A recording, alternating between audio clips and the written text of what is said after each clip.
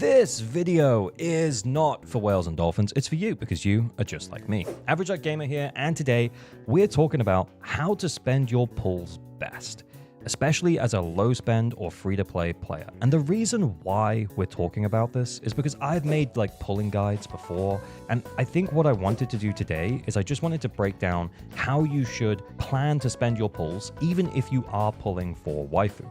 And I'll get into specifically how you would do that in a moment. But I'm just going to give you the TLDR off the rip. The TLDR off the rip is that Hoyoverse really likes to run characters that are partnered together in the same patch, or very close to each other. So for example, in 2.0 we had Jufufu and Yixuan, clearly really great partners who were kind of built together. In 1.5 we had Astra and Evelyn, really great partners who were built to work together. And as much as there might very well be good third characters to also pair with these pairs, so to speak, the pattern seems pretty clear to me that we should be planning to spend our pulls in a partner-based fashion. So as a free-to-play or low-spend player, this means pulling two characters back-to-back, which is hard. And I want to talk you through the kind of level of pulls that you'll have available to you if you plan to save and how many pulls that actually is. So what I'm going to do is I'm going to bring up this bookkeeping guide here, which is from someone called Arcus on Discord and Reddit. And the reason why I want to talk about this is because it shows you roughly how many pulls you're going to be getting per patch. And you can see what happens, generally speaking, is when we have like a particularly hype occasion, like 1.4 or 2.0, they tend to give away more pulls. And then as the patch kind of goes on, things dwindle down and they give away less pulls. On average, you're looking at 126 pulls per patch if they exclude 1.0, which is when everything was given away for free and there was a lot of permanent content. So what this basically means is it means that you, on average, let's just use 125 as a very round number. On average, you'll get 125 pulls per patch. If you save for 2 whole patches, that's going to result in 250 pulls. This, combined with the fact that we can divide this by 90, so 90 is hard pity for pulling a character, means that you get to pull 3 S ranks. But that's not 3 limited S ranks. So yeah, this concept does kind of rely upon, well, you'd have to win a 50, right? Or you have to have more pulls saved. You have to hope that something comes a little bit early. Hopefully, in theory, you don't go to hard pity 3 times, and hopefully, in theory, you win at least one of your 50s. Because again, let's go back to that concept of pulling in pairs. In order for you to have 2 lots of currency to pull for, as in 2 patches worth of currency in order to pull for potentially 2 limited S ranks who are partnered really well, you need to save for 2 patches. So it means that you're going to have to save for the entirety of 2.0 to pull both characters in 2.1. You're going to have to save for the entirety of 2.2 in order to pull both characters in 2.3, and so on and so forth, and so it goes. And I think just to bring it back to that partner-based theory, I think that the partner-based theory started around 1.5. Now, you could make the argument for it starting earlier, particularly with Juyuan and Qingyi running right next to each other. Average burp gamer.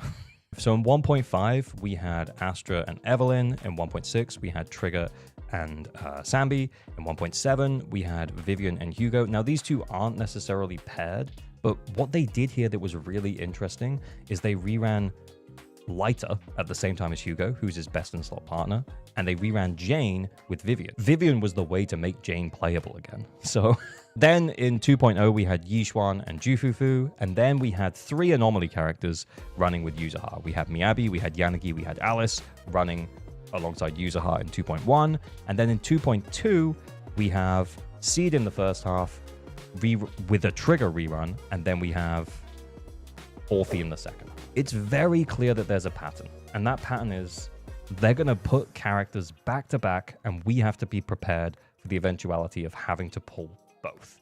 And that's even as low spend and free to play players. So again, what this means is it means that you should full save for a patch and then consider spending in the following patch in terms of your polychromes. This doesn't leave room for engines, but in theory, if you get a little bit luckier than the, what we've worked out here, then you might very well be able to swing an engine, maybe the occasional M1. But Yeah, this is based on going to hard pity, and that's kind of how we should work this out.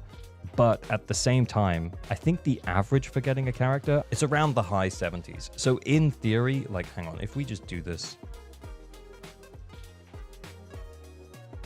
occasionally you'll have scope to get an engine as long as you win your 50. Anyway, I guess what I wanted to do was I wanted to break down my thoughts on this pattern.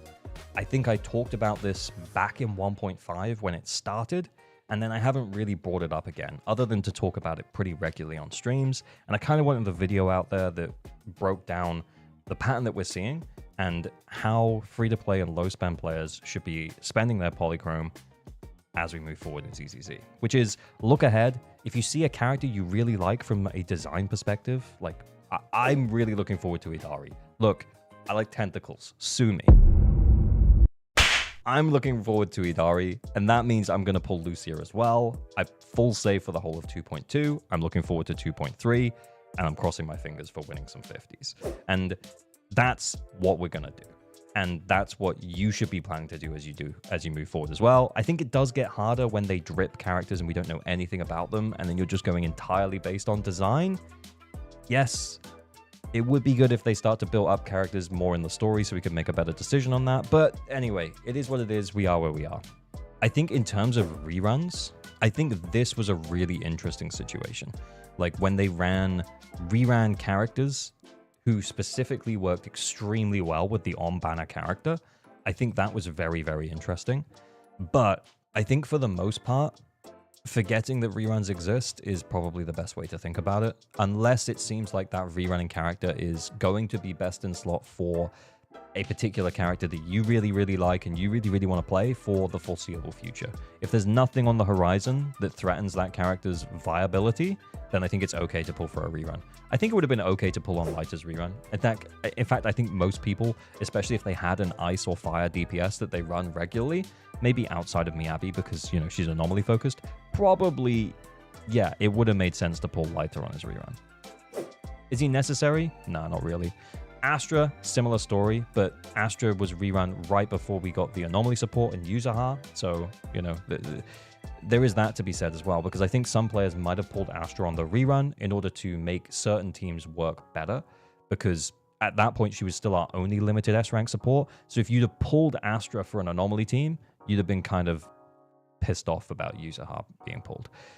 So yeah, it's a bit of a risk, I think, on the reruns sometimes. But yeah, TLDR is, for the most part, you probably shouldn't consider reruns as free-to-play on low-spend players with how shilly the endgame is towards new characters.